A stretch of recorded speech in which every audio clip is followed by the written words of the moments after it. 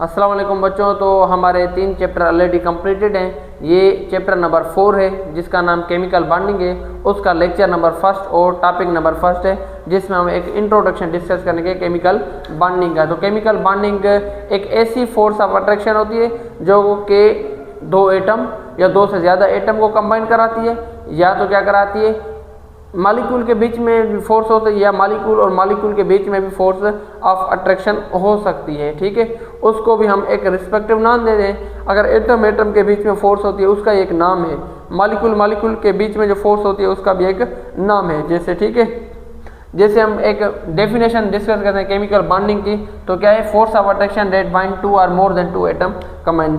एक ऐसी force of attraction जिसमें 2 या 2 से ज़्यादा एटम को कंबाइन कराते हैं, उस कंबाइन कराते हैं या तो मॉलिक्यूल 2 मॉलिक्यूल को कंबाइन कराते हैं, उस फोर्स ऑफ अट्रैक्शन को कहते हैं केमिकल बॉन्डिंग। केमिकल फोर्स ये 2 किस्मों की होती है, एक होती है इंटर मॉलिक्यूलर फोर्सेज और दूसरी होती है intra molecular forces.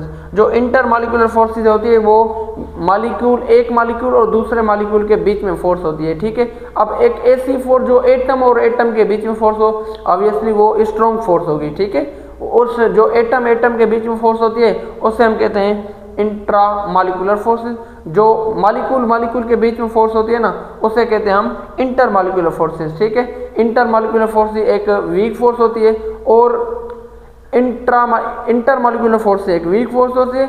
Intra molecular forces जो हम इधर डिस्कस करें वो है एक स्ट्रॉन्ग फोर्सेज। ठीक है, इस चैप्टर में हम दोनों फोर्स को एक बहुत ही डिटेल से समझेंगे। ठीक है, ये एक वीक फोर्स होती है, जिस वीक फोर्स में कुछ फोर्सेज आ जाती हैं, जैसे हाइड्रोजन बॉन्डिंग हो गई, उसके अलावा डायपोल फोर्स हो गई, डायपोल इंड्यूस्ड डायपोल फोर्स हो गई, लंदन डिस्पर्शन फोर्स हो गई। लंदन डिस्पर्शन फोर्स को हम डिबाई फोर्स भी कहते हैं। ठीक है, ये जो फोर्सेज होती है ना, वीक फोर्स होती है। अब dipole force, dipole induced dipole force और लंदन डिस्पर्शन फोर्स को कंबाइन करके एक और फोर्स बनाते हैं। इन तीनों को कंबाइन करके एक ही फोर्स कहते हैं हम, कौन सा, वंडर वाल फोर्सेज। ठीक है, एक दूसरी फोर्स है इंट्रा मॉलिक्यूलर फोर्सेज, इसमें एक स्ट्रॉन्ग फोर्सेज है जो एटम के बीच में फोर्स होती है। ठीक है, इसमें हम डिस्कस करते हैं कोवलेंट बॉन्ड हो गई, आयोनिक बॉन्ड होगी, कोऑर्डिनेट कोवलेंट बॉन्ड होगी। ठीक है, तो ये रहा आज का हमारा इंट्रोडक्टरी लेक्चर।